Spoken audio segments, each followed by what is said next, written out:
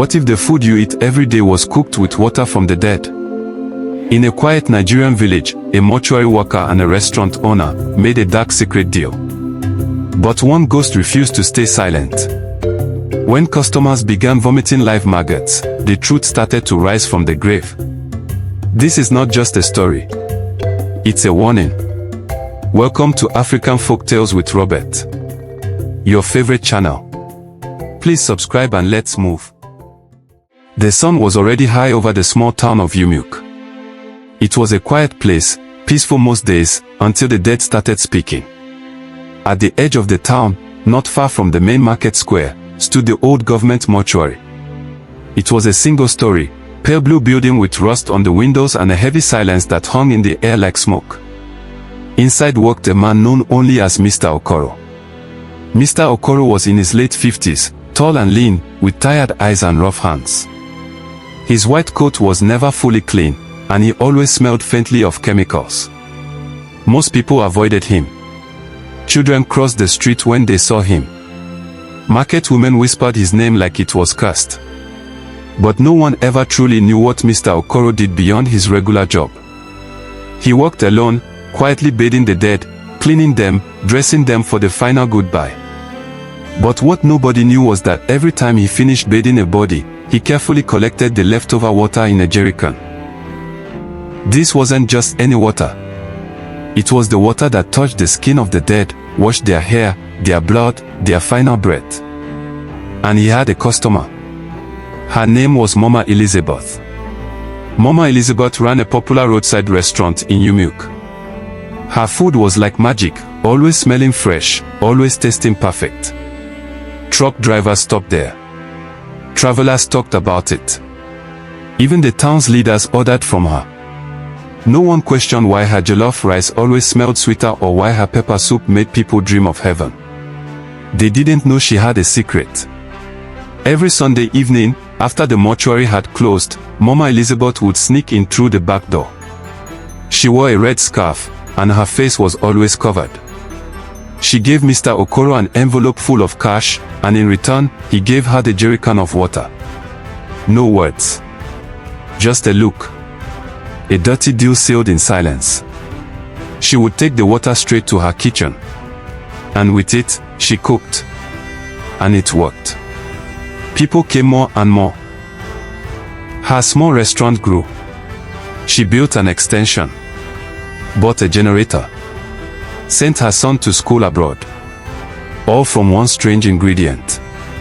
But evil doesn't hide forever. And one Sunday evening, as Mr. Okoro handed her the jerrycan, he paused. His eyes shifted. His hands trembled slightly. "Are you not afraid?" he asked, his voice low. Mama Elizabeth laughed quietly. "Afraid of what? They are already dead." But in the shadows, something stirred. A small gust of cold wind passed between them. And from inside the mortuary, a door creaked open on its own. Neither of them noticed. But the dead had started to wake. That night, the wind howled through Umuk like a warning. The trees outside the mortuary bent and shook. The light in Mr. Okoro's office flickered once, then went out completely. He stood still, holding a lantern, staring at the back door. He had just finished bathing a young woman's corpse. She died during childbirth. Her eyes, still half open, seemed to watch him even in death. He covered her gently, his hands slower than usual. He didn't know why, but tonight felt different. He picked up the jerrycan of water and sealed the lid tightly. Then he placed it under the sink, just like always. But this time, he heard something, soft, like a cry. Faint, almost like a whisper. He turned. No one was there. "Not only me they hear," he muttered, but his voice was unsure. Then it happened again. A baby's cry. Then silence. He rushed to check the corpse. The young woman lay still, just like before. Nothing had changed. Yet the sound echoed in his ears like it came from the walls. Meanwhile, across town, Mama Elizabeth was in her kitchen. She had already added onions and pepper to the soup, and the smell was filling the air like perfume. The jerrycan of corpse water stood open on the counter. She scooped a cup and poured it into the boiling pot. The water sizzled, and the steam that rose smelled sweet. Strangely sweet. She smiled. "Business go boom this week," she said to herself. Just then, her daughter, Amora, walked in. She was 16, thin, and always curious. "Mama, where you dey get that water from?" she asked, pointing. Mama Elizabeth quickly covered the pot and snapped, "Go sweep the front. Why you dey poke nose everywhere?" Amora frowned but left quietly. As she walked out, she heard a faint sound, like someone crying inside the pot. She paused, confused. But then she shook her head. Maybe she was just tired. Back at the mortuary, Mr. Okoro was locking up when he noticed something strange. The girl's corpse was no longer in its original position. One of her hands now rested on her stomach. He was sure it wasn't like that before. He slowly walked back toward the table, holding the lantern high. Suddenly, the lantern light caught something on the floor, wet footprints leading from the table toward the wall. He froze. No be possible. He turned back to the corpse.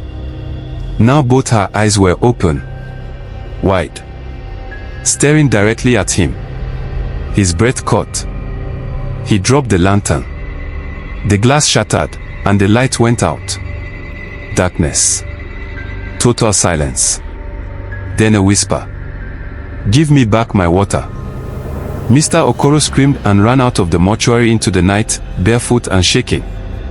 In the shadows behind him, the girl's ghost stood slowly, dripping wet, her voice soft but clear.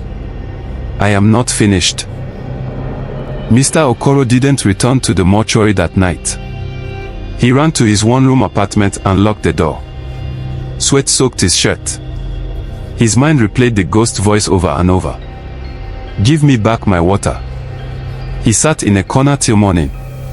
When his alarm rang at 6 a.m., he jumped up like a thief. He knew he had to go back to work. He couldn't let people suspect anything. The dead must be prepared for burial. Back at the mortuary, he opened the door slowly. Everything was in place. The corpse from last night lay still on the table. Hands crossed. Eyes closed. Mr. Okoro laughed shakily. "Maybe I did hallucinate. Too much work." But as he walked to the back room, he stopped. On the wall behind the table, written in dripping black water, were the words, "Return what is mine." His body froze. He didn't even breathe. Then suddenly, knock, knock, knock. A knock on the back door. It was Mama Elizabeth. "Open, fast, fast," she whispered. He opened the door slowly. "Mama, I am not sure that this thing we are doing will surely end well," he said. She hissed. "You dey fear? Or is it because you have collected money?" He handed her the jerrycan. "You will soon see. Just know that Kor has waken up," he warned. Mama Elizabeth smiled. "The dead know they talk, Okoro. Rest your mind." But he knew deep down, something was coming. Something was very angry. It was Sunday. Church bells rang loud across Umuk. Reverend Father Peter wore his white cassock and smiled as he greeted people after Mass. He was loved in the town, gentle, prayerful, and kind. After service, some women invited him to eat at Mama Elizabeth's restaurant. "She get the best jollof rice in the whole state," one of them joked. He agreed, smiling. Later that afternoon, he entered the busy restaurant. The place was full. Laughter, chewing, and soft music filled the air. The smell of pepper soup floated like perfume. He sat near the window. Mama Elizabeth came out, smiling wide. "Father, today is a blessed day. What can I serve you?" "Just rice and goat meat," he replied warmly. As she walked away, he bowed his head and prayed silently over the table. He lifted his head and smiled. Then he froze. Sitting across the table from him was a ghost. Soaked. Pale. Eyes wide open. Dead. Nobody else saw her. But he did. Father Peter stared at the ghost. She looked young. Maybe early 20s. Water dripped from her face. Her clothes were torn. But her eyes held sorrow. He didn't panic. He didn't scream. Instead, he whispered, "Who are you, child?" Her lips moved, but no sound came. She pointed to the food on the table. Then she pointed to the kitchen. Tears ran down her cheek. Suddenly, a deep voice echoed in his head. "Tell them the food is cursed." Then, like mist, she vanished. Mama Elizabeth returned with the plate. But Father Peter was no longer smiling. He pushed the plate aside. "I'm not hungry again." Mama Elizabeth blinked. "Why? Is it not hot enough?" He looked at her quietly. "Do you know what's in that pot?" She paused. Her smile faded. "I prayed before eating," he continued, "and God showed me something." Mama Elizabeth's hand began to shake. "Father, it's just goat meat." He stood up. "No. It's something else." As he walked out, the customers kept eating, laughing. But outside the restaurant, dark clouds began to gather. That evening, strange things began to happen across Umuk. Customers who had eaten at Mama Elizabeth's restaurant began to feel sick. It started with stomach pain. Then coughing. Then, something unbelievable. They began vomiting maggots. Long, white, wriggling maggots. Some screamed. Others fainted. One man ran into the street, holding his stomach, crying, "Wetin I chop?" Hospitals couldn't explain it. Nurses were confused. Even the doctors were shocked. It wasn't food poisoning. It was something worse. Father Peter heard the news and went to the clinic. He prayed for the people. He asked God to reveal the truth. That night, he dreamed. The ghost returned. This time, with other spirits, young, old, children, all dripping with water. They spoke as one. The water was ours. They used it for evil. Amora, Mama Elizabeth's daughter, had noticed strange things for weeks. The water her mother used always smelled funny. The pot sometimes made gurgling noises like someone crying inside. Flies gathered at odd places. That night, Amora tiptoed into the kitchen. Her mother was asleep. She opened the bottom cupboard and found a half-empty jerrycan. It had something written on it in chalk. Okoro, 6 bodies, June 24th. She gasped. She poured a drop on the floor. The liquid was dark and thick, not like normal water. Suddenly, the lights blinked. She turned and saw a shadow behind her. The woman. Soaked. Mouth open. I was a mother. I died with my baby, and they used me for soup. Amora screamed. Mr. Okoro couldn't sleep anymore. Each night, he heard footsteps in his room. Water dripped from his ceiling. He started seeing faces in his mirror. One night, he opened his fridge, and a hand reached out. He shouted and ran. He stopped eating. Stopped going to work. He looked in the mirror. His face was pale. Eyes red. He was falling apart. The spirits were closing in. He knew it. One night, a voice whispered into his ear. We will not sleep until you confess. In the early morning, a wailing sound echoed across the village. Not human. Not animal. It came from the mortuary. People gathered. When the door was forced open, they saw a shocking sight. One of the corpses, a girl, was sitting upright, crying. Tears rolled from her eyes.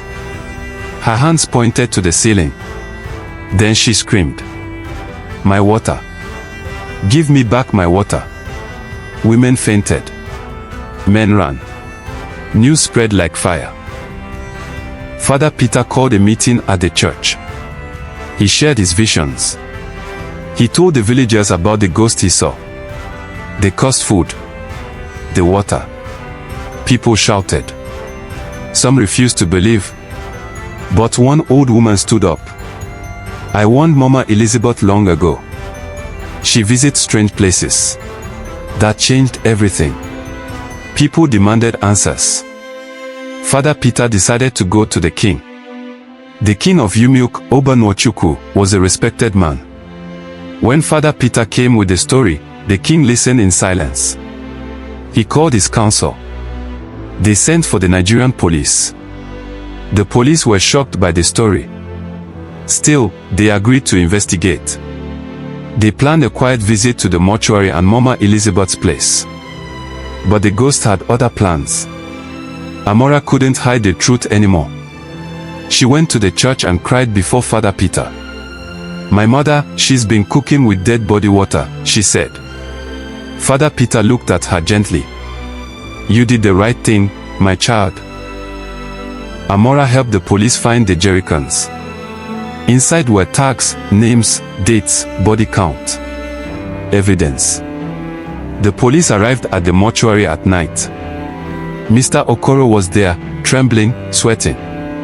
He didn't resist. He simply whispered, "I didn't want to do it." She offered money. "I needed help." The officer replied, "But you helped the devil." They took him away. Outside, the villagers stood in silence. As the van drove off, a cold breeze passed through the crowd. Some swore they heard voices crying. At her restaurant, Mama Elizabeth served a plate of rice to a customer. Before the customer could take a bite, the police entered. "Madam, you're under arrest." She froze. Then tried to run. But as she reached the door, the ghost of the girl stood in front of her. She screamed. Then fainted. She woke up in handcuffs. The news spread like wildfire across Umuok. Mama Elizabeth don dey cook with dead body water. Mr. Okoro dey sell water where he take bath cups. Radio stations picked it up. Bloggers came in. Even TV crews showed up the next day. Crowds gathered at the police station. Some people cried. Others shouted. "She fed us with spirits," one man screamed. Mothers held their children tighter. Nobody wanted to go near the restaurant again. They said even the building itself now smelled like the grave. Father Peter stood before the crowd at the church and led prayers. "We must forgive, but we must also learn. Let no one use the dead for gain again." That night, thunder rolled across the sky. It felt like the spirits were finally being heard. The courtroom in the nearby town was full. Mr. Okoro and Mama Elizabeth sat in the dock. Both wore grey prison clothes. They didn't look at each other. Witnesses came forward. Amora, Father Peter, customers who vomited maggots, even a mortuary cleaner. Evidence was shown, jerrycans, ledgers, labels. The judge shook his head often. How can a woman feed a whole town corpse water? Mama Elizabeth kept quiet. Mr. Okoro wept. "I was just bathing them. I didn't know she was using it like that." The prosecutor shouted, "You sold it. You knew." The room was tense. The ghosts were not there physically. But it felt like they were watching. That same week, strange things began to happen again. Some villagers reported seeing wet footprints around their homes. Children spoke of the crying woman in white who sat by the well. Father Peter called for a full night vigil. As people gathered, candles in hand, the wind blew strongly. During prayer, a scream echoed from the bush nearby.